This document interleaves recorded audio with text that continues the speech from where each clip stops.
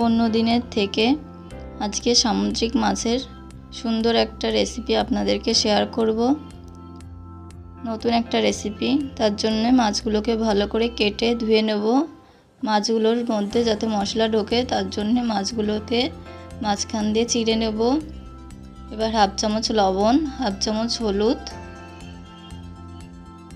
পাতিলেবুর রস দিয়ে দেব চিপে, যাতে মাছ থেকে গন্ধ না বেরোয়। মাছগুলোকে এইভাবে ভালো করে নুন হলুদ মাখিয়ে নেব।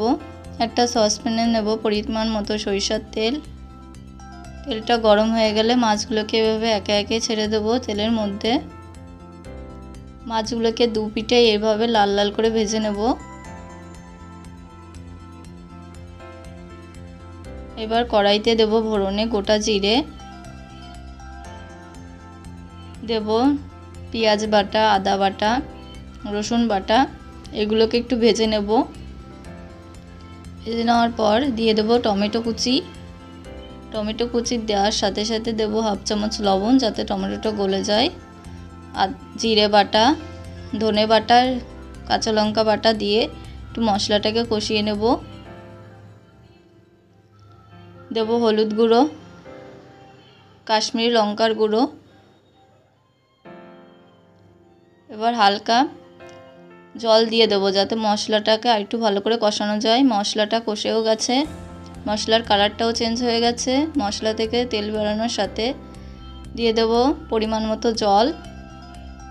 জলটাকে মশলার সাথে ভালো করে মিশিয়ে দেব।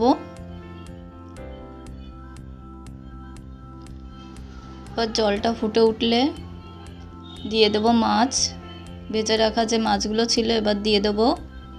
মাছগুলো দিয়ে 3-4 মিনিট একটু ফুটিয়ে নেব, যাতে মাছের মধ্যে সব মশলা যায়, ঝোলের এটাও যায়।